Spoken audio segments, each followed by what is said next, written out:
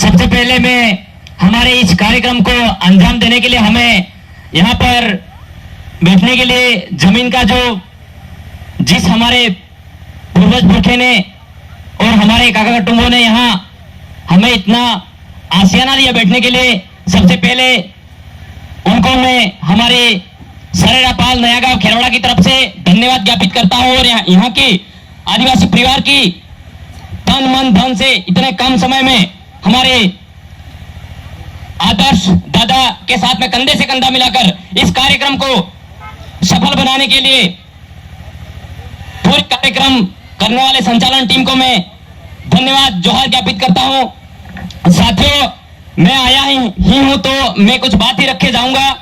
विशेषकर हमारी माताएं बहनें हैं, उनको कुछ हमारी बातें रख के जाएंगे। तो मैं शिक्षा को और अंधविश्वास को जोड़ते हुए बात को रखूंगा। दादा ने काफी अच्छा विश्लेषण किया, विस्तार से समझाया भी है। तो मेरी माता बहनों से और पढ़े लिखे व्यक्तियों से गुजारिश करना चाहता हूं और मैं निवेदन करना चाहता हूं कि आप इस मेरे क्वेश्चन का संज्ञानात्मक तरीके से अपने मानसिकता में थोड़ा सोचकर इसका जवाब स्वयं निकालना है। पढ़े लिखे लोग निकालेंगे, मैं मानता हूं। मैं इस मंच के माध्यम से यह बताना चाहता हूं कि जैसे अंधविश्वास में हम लोग कई सदियों साल से डूबे हुए हैं।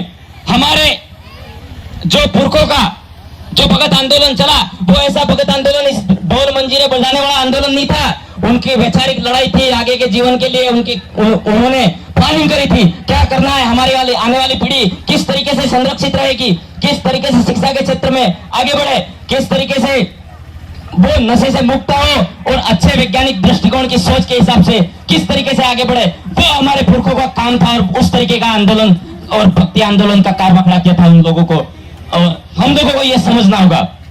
तो मेरी माता बहनों से मैं विशेष आह्वान करना चाहूंगा, बताना चाहता हूं कि मां इनके वो है कि तम साफ साफ पाड़ो मई के अपने मंदिर में जाइने पूजा पाठ करे। जैसे दशा माह है, नोम नोम दाड़ा पानी पानी पानी के ना फलनो कई खेती थे और होड़ी वाला से ये तार जमीन में गाल दी जो है यूं करके अपने परिवार में आमने सामने झगड़े करवाते हैं। मैं ये कहना चाहता हूं जो हमारे माता चढ़ती है जी आवे के ये एक शोध किया गया, ये मानसिक बीमारी है।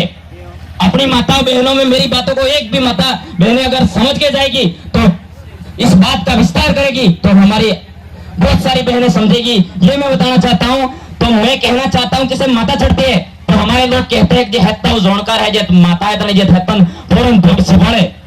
भगवान मानते हैं ना, मां मानते जी बासड़े घोड़ो था बासड़ता माता मानते। मैं उस माता चढ़ने वाली को विशेष आग्रह करना चाहता हूं, बताना चाहता हूं कि मैं कहना चाहता हूं कि त्रिभुज का क्षेत्रफल ज्ञात करने का सूत्र बता दे तो मैं मानता हूं उसकी माता सही है। राजस्थान का क्षेत्रफल 3,42,239 वर्ग किलोमीटर बता दे वो, अगर उसको सच्ची माता मानते हैं ना, उसको आरपीएससी के एग्जाम में थर्ड ग्रेड के एग्जाम में बिठा के दिखा दो और वो सिलेक्शन हो जाना चाहिए। उसका 200 में से 200 ऑब्जेक्टिव क्वेश्चन राइट कर देना चाहिए तो मैं मानूंगा उसकी माता सही है। ये ढकोसले ये सब पाखंडवाद अंधविश्वास को खत्म करना होगा। हमारा आदिवासी समुदाय है, न किसी एससी एसटी ओबीसी माइनॉरिटी तमाम समुदाय को लेकर साथ में लेकर कंधे से कंधा मिलाकर और सभी कौमों को बचाने का काम कर रहा है। न हमारा आदिवासी परिवार किसी समुदाय का विरोधी है, न ही किसी पार्टी विशेष का विरोधी है। विरोधी है तो सिर्फ न्याय और प्रणाली का विरोधी है और हम ऐसी व्यवस्था कायम करना चाहते हैं। शिक्षा के क्षेत्र में किस तरीके से हमारा समाज आगे बढ़े, वैज्ञानिक दृष्टिकोण से कैसे आगे बढ़े और हमारे सामाजिक एकीकरण एकता कैसे कायम करे। और आज तो दादा का कारवा है, कांति दादा का कारवा उदयपुर में ही नहीं, डूंगरपुर में ही नहीं और राजस्थान और पूरे प्रदेश में ही नहीं, पूरे भारत में फैला हुआ है। और आदिवासी परिवार की विचारधारा से कंधा मिलाकर आपको जुड़कर काम करने की जरूरत है। और इस अंधविश्वास ढकोसले से दूर रहो और पाखंडवाद मुक्त होकर वैज्ञानिक दृष्टिकोण की सोच से आगे बढ़ना है और शिक्षा के तौर तरीके को अपनाना है। बेहतर तरीके 24 घंटों में से आपको 17-17, 18-18 घंटे की पढ़ने की जरूरत है, तभी जाके आप अपने बोर्ड की जो एग्जाम होती है सिलेक्शन प्रणाली की उसमें आपका नाम दाखिला करवा पाएंगे। नहीं तो तांगवाड़ी तो बाई रह जाओ नहीं पसे 10 साल आप तुम्हें पसे सोरन हाई लेवल खड़ो कहीं नहीं था।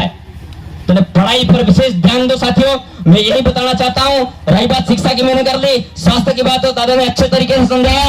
और हमारे समाज में जब भी कोई सामाजिक एकीकरण की बात आती है बिना समाज पर आ जाइए। समाज का एकीकरण करे, समाज का संगठन है जो आदिवासी परिवार की दम पर आ जाइए। जब भी कोई अपने समाज पर पूरे भारत में हमारे आदिवासियों पर कोई समस्या उठेगी, हम लोग एक साथ में कंधे से कंधा मिलाकर काम करेंगे, ये मैं बताना चाहता हूं। और यहाँ के जनप्रतिनिधियों को भी हम विशेष बताना चाहते हैं, क्योंकि राष्ट्र बोले जा वैसे ही था अभी, तो हम बताना चाहते हैं, हम पढ़े लिखे लोग समाज को नहीं बताएंगे तो कौन बताएगा।